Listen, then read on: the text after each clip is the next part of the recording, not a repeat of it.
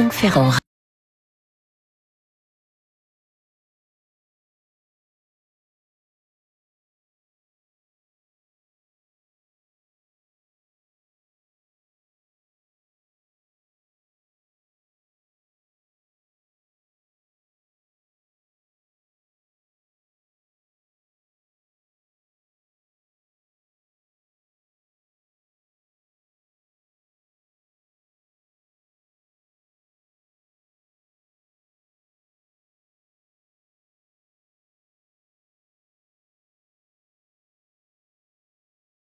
Churchill est Premier ministre, bien entendu. En cette période de guerre, il est aussi ministre de la Défense et c'est lui le véritable patron des services secrets. Le rapport qu'il est en train d'éplucher est très alarmant. Le Troisième Reich serait en mesure de produire 15 tonnes d'eau lourde par an. Qu'est-ce que c'est que cette eau lourde? C'est une eau hyper concentrée, 10% plus dense que la moyenne et dont la densité permet de ralentir la réaction en chaîne provoquée par la fission nucléaire. C'est donc cette eau lourde un élément très important, indispensable même à la construction d'une bombe atomique. Une bombe d'un type nouveau et d'une puissance jamais atteinte, comme l'avait annoncé Albert Einstein dans une lettre au président Roosevelt en août 1939, lettre dont Churchill était bien entendu au courant. L'Allemagne, les États-Unis, mais aussi la Grande-Bretagne sont engagés dans cette course à la nouvelle bombe, comme tout le monde l'appelle. En Grande-Bretagne, on appelle ça le projet Tube Alloys. Aux États-Unis, c'est le projet Manhattan, bien entendu. Et puis, en Allemagne, eh bien, c'est le centre de recherche E. Le rapport du MI6 est très clair. Si les Allemands se lancent dans la fabrication de plusieurs tonnes d'eau lourde, ça signifie que le Troisième Reich est à la veille de la construction de la bombe. Et donc, d'urgence, il faut essayer de limiter, de stopper les efforts allemands. Il faut surtout anéantir les capacités de production du Reich. Franck Ferrand sur Radio Classique. Toute l'eau lourde allemande est produite en un seul lieu, et c'est ça la chance des Alliés d'une certaine manière, une usine qui appartient à la société Norsk Hydro, qui se trouve à Vemork, dans le sud de la Norvège, une Norvège qui depuis avril 1940 est occupée par les Allemands, bien entendu. Donc, un seul centre de production, cette usine de Vemork. C'est d'ailleurs le directeur norvégien de l'usine qui a été retourné par les Alliés et qui a prévenu le MI6, heureusement. Un monsieur que j'aime toujours beaucoup citer, qui nous a quittés maintenant, hélas, mais que j'avais eu dans d'autres temps, l'immense honneur de recevoir à plusieurs reprises au micro Bob Maloubier dans son recueil intitulé « Les coups tordus de Churchill » aux éditions Talendier. Bob Maloubier décrit la région de Vemork comme, je cite, un enfer de défilés et de lacs, sous des pitons plafonnantes à 2000 mètres, en hiver des jours sans soleil, des tempêtes de neige et 30 degrés sous zéro. L'usine est une pointe d'épingle accrochée au flanc d'un ravin dominant une gorge où le soleil n'entre jamais. Le seul accès possible à cette usine, c'est un pont en métal, un pont suspendu au-dessus de cette gorge terrible. Churchill donne la consigne à ses services, détruire l'usine de Vemork et détruire bien sûr ces fameux stocks d'eau lourde. Cette bataille de l'eau lourde, comme on va l'appeler, est donc lancée. Il y a urgence. L'état-major néanmoins hésite. Est-ce qu'il faut bombarder? Les bombardiers manquent de précision, dit-on à la RAF. Le ciel norvégien est par ailleurs très bien gardé. Puis de plus, il y a des câbles qui ont été tendus de part et d'autre de cette vallée de Vemork pour empêcher justement des avions d'attaquer en rase-motte. Est-ce qu'on peut faire sauter le barrage hydroélectrique qui se trouve en amont de l'usine? Tout un comté serait englouti par les eaux. Ça ferait des milliers de morts. Churchill a besoin du soutien des Norvégiens. Il ne peut pas rendre la Grande-Bretagne à ce point impopulaire et il va renoncer. Alors l'ultime solution, c'est d'envoyer un commando, bien entendu. Le MI6 a besoin de davantage de renseignements. Le directeur de l'usine est une source qui n'est plus utile, si je puis dire, qui n'est plus efficace, puisque les Allemands se sont rendus compte qu'ils menaient un double jeu. Il a dû fuir, il a finalement gagné Londres, et on n'a donc plus de source de renseignements sur place. Le MI6 va recruter un jeune technicien de 23 ans qui travaille, lui, pour l'usine de Vemork, qui s'appelle Einar Skinnarland. Einar dit que l'usine est gardée par 175 soldats. Vous imaginez, entre parenthèses, l'importance pour les Allemands de cette affaire. Elle est gardée en amont, elle est gardée en aval. Il y a beaucoup de soldats dans le bâtiment. L'accès est truffé de mines. Il y a des batteries de DCA partout qui ont été installées sur tous les rochers alentours. Deux services, le Special Operation Executive, le fameux SOE, et les Combined Operations vont mettre au point une opération qu'on va appeler l'opération Grouse. La Grouse, si vous êtes chasseur, vous savez que c'est un petit coq de bruyère très connu dans les régions nordiques et extrêmement apprécié des chasseurs parce que quasiment impossible à abattre. Avec deux commandos, donc. Un premier commando qui va partir en éclaireur, composé de 5 hommes du SOE. Ce sont 5 transfuges norvégiens. Les Norvégiens sont légion à avoir rejoint Londres à l'époque, faut le savoir. Donc les 5 sont d'abord envoyés en Écosse pour un stage de survie en milieu sauvage. L'un d'eux se tire même une balle dans le pied. Ils ne sont donc plus que 4. Et une fois en Norvège, ils vont devoir établir des abris. Ils vont devoir contacter le jeune Einar qui, lui, se trouve à l'intérieur de l'usine. Ils vont faire du repérage, entrer en liaison radio avec Londres, etc. Et ensuite, ils seront rejoints par un second commando, composé, lui, de techniciens du génie, eux aussi très durement entraînés, et ils devront détruire l'usine de Vemork et les stocks d'eau lourde. Ils vont devoir le faire, c'est plus facile à dire qu'à faire, bien sûr, ils vont devoir procéder à l'aide d'explosifs. Franck Ferrand sur Radio Classique. Le 18 octobre 1942, dans la soirée, un avion de la Royal Air Force décolle enfin de sa base écossaise, traverse la mer du Nord, atteint la Norvège et maintenant, ça y est, il est là à survoler les plateaux du Telemark. 12 parachutes sont largués dans la nuit, 8 containers de matériel, 4 bodies, les 4 Norvégiens du SOE. Il n'y en a plus que 4, je vous l'ai dit, c'est le premier commando qui, ça y est, déjà est à pied d'œuvre. Ces 4 Norvégiens atterrissent sur un haut plateau enneigé du Telemark. On est à 17 km du point qui avait initialement été prévu. Alors, il leur faut d'abord 2 jours pour retrouver les containers et puis ils s'engagent sur un relief escarpé.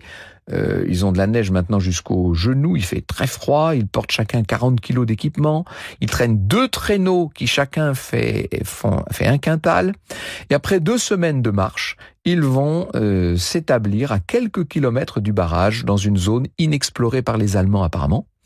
Ils vont fabriquer là une cabane assez discrète, cabane bien cachée par la neige, impossible de joindre Londres, leur émetteur a pris l'eau. Mais quand même, en revanche, ils arrivent à entrer en contact avec le jeune Einar, qui donc leur contacte à l'intérieur de l'usine. Ils le font par l'intermédiaire de son frère qui travaille sur le barrage tout proche. Le 9 novembre 42, plus de 3 semaines après le parachutage, le chef du SOE reçoit un message « Désolé vous avoir fait languir, chargé comme des baudets, dans 6 pieds de neige, difficile franchir montagne. » Alors on attend maintenant. Qu'est-ce qu'on attend ? On attend le deuxième commando, bien sûr. Le chef des Combined Operations n'est autre que Lord Louis Mountbatten en personne. Il décide de la suite des opérations. Le deuxième commando, composé de 36 hommes du génie, sera aéroporté sur zone à bord de 2 planeurs Orsa qui eux-mêmes sont remorqués par des bombardiers Halifax. Une fois sur le plateau, les bombardiers vont larguer les planeurs et les commandos n'auront qu'à atterrir, si je puis dire. Dit comme ça, assis tranquillement au micro, ça paraît très simple. Alors, pourquoi est-ce que tout a été fait en double ? Au cas où l'un des 2 planeurs s'écraserait, bien entendu. D'ailleurs, cette deuxième phase est baptisée Opération Freshman, ce qui veut dire bisu, le nouveau venu. Le groupe des Norvégiens du SOE, caché dans les montagnes, le groupe est parvenu par message radio à se faire une idée de ce qui est en cours. Le largage des planeurs aura lieu le 19 novembre 42 dans la soirée, au-dessus d'une zone qui a été convenue, pas très loin du barrage d'ailleurs. Et le soir, les hommes du SOE attendent donc les 2 planeurs. 22 heures. On commence à entendre un bruit éloigné, un bruit de moteur d'avion dans le ciel, mais il n'y a pas de planeur en vue. Et pour cause, quelques heures plus tard au petit matin, un seul des 2 bombardiers va rentrer à sa base en Écosse. Le commandant de bord fait le rapport suivant. J'ai décrit passe après sans trouver la landing zone. J'ai fait demi-tour avant d'être à court de carburant. Je suis entré dans une grosse dépression, forte turbulence. J'ai dû prendre de l'altitude. Nous avons givré et le câble de remorquage a cassé comme du verre. J'ai vu le Horsa partir en vrille. Et l'autre bombardier, me direz-vous, l'autre bombardier, il est porté disparu. Le MI6 va apprendre quelques jours plus tard qu'il a percuté une montagne. Et donc c'est un planeur qui lui aussi s'est écrasé. Parmi les deux équipages des planeurs, une vingtaine d'hommes néanmoins ont pu survivre. Ils ont été capturés sur place par des SS. Ils ont été torturés pour qu'ils révèlent leur mission. Et ensuite, on les a fusillés suivant l'ordre commando signé par Hitler un mois plus tôt, au mépris d'ailleurs de toutes les conventions et notamment de la Convention de Genève. Les Allemands ont mis la main sur une carte indiquant l'objectif, l'usine de Vemork. Vous imaginez ? Bilan de l'opération, 44 morts et un dispositif de défense qui a été redoublé autour de l'usine. Maintenant, c'est devenu un point absolument inexpugnable. Les Britanniques ne peuvent pour autant pas abandonner. Roosevelt, le président américain, fait comprendre à Churchill que le projet Manhattan est encore loin d'aboutir à la construction d'une bombe atomique. Il faut détruire l'eau lourde de Vemork coûte que coûte.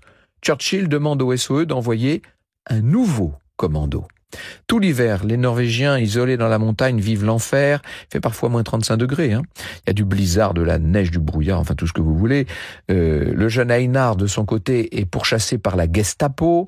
Il arrive quand même à rejoindre les quatre autres Norvégiens. Là, ils sont donc maintenant 5. En revanche, 2 frères d'Einar qui ravitaillaient le groupe vont être arrêtés. Ils seront déportés au camp de Grini, près d'Oslo. Je cite Bob Maloubier. Dans une hutte enfouie sous la neige, les hommes restent couchés à longueur de journée pour ne pas perdre de précieuses calories. Ils sont rongés d'ulcères, le scorbut les guette. Leur vie ne tient plus qu'à un fil. S'ils ne sont pas ravitaillés sous peu, ils mourront de froid et de faim. À bout de force, le chef Paulson parvient à abattre un renne qui va permettre, on va le préparer ce renne bien sûr, et ça permet de se requinquer un peu. Ça permet de repartir à la chasse pour essayer de tenir quelques semaines de plus. Franck Ferrand sur Radio Classique. Alors ça y est, c'est encore une autre opération, une nouvelle opération contre cette usine de Vemork qui est lancée à Londres. On l'a baptisée, cette fois, Gunnerside. 6 nouveaux Norvégiens du SOE sont volontaires pour aller rejoindre leurs camarades qui sont déjà sur place. Et là, il faut vraiment être courageux quand vous voyez ce qui s'est passé avec les premiers.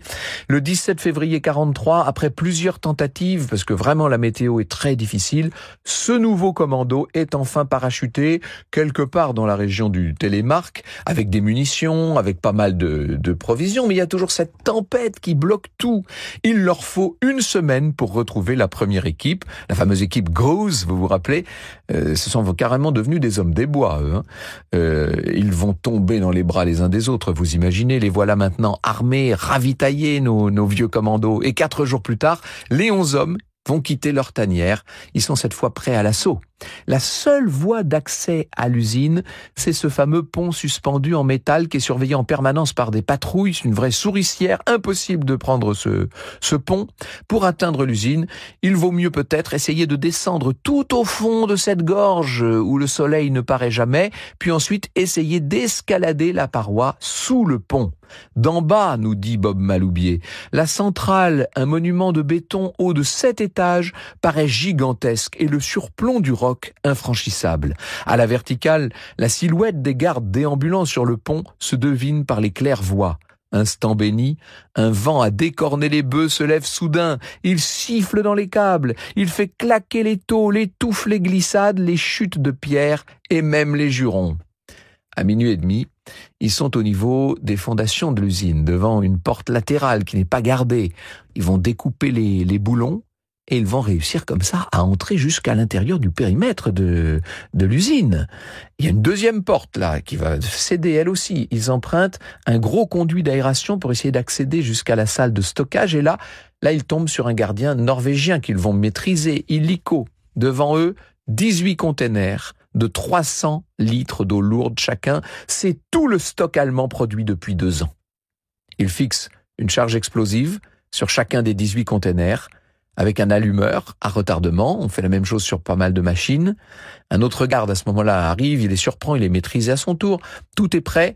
Le groupe a 3 minutes maintenant pour quitter l'usine avant la mise à feu. Les hommes dévalent la pente à toutes jambes. Ils sont au fond de la vallée, 100 mètres plus loin, quand une explosion extraordinaire, une explosion sourde se fait entendre. C'est une sorte de grondement de tonnerre qui paraît provenir des entrailles même de la terre. Les hommes se planquent dans les buissons. Ils attendent évidemment une alerte. Ils savent bien que ça va être les projecteurs, les sirènes, la mitraille, enfin vous savez.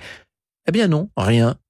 Einar explique aux autres que les avalanches sont fréquentes en cette saison et produisent comme des détonations.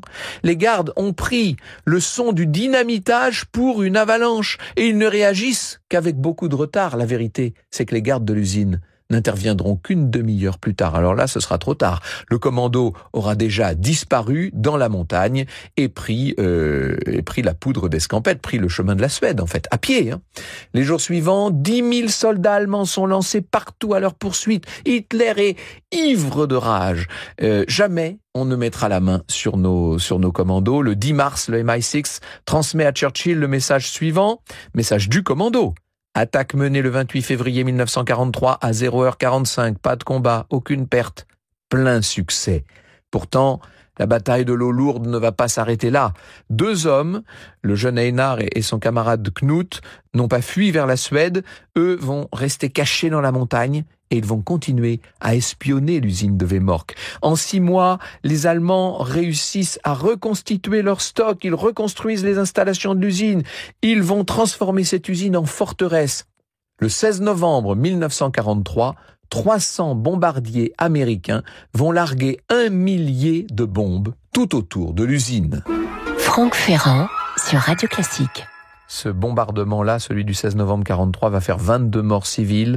Toute la région du Télémark est dévastée là, à ce moment-là, et l'usine, elle, n'est quasiment pas endommagée, ce qui fait qu'elle continue à fonctionner. Nouvelle tentative. 18 février 1944, les Allemands décident de convoyer leur nouveau stock d'eau lourde dans un endroit plus sûr. Churchill demande à Einar et à Knut, qui sont toujours là, d'empêcher le fameux transfert. Je vous raconterai une autre fois comment ils s'y sont pris. Comment ils ont fait pour envoyer le ferry contenant 1500 litres d'eau lourde par 400 mètres de fond dans le lac Tinsia.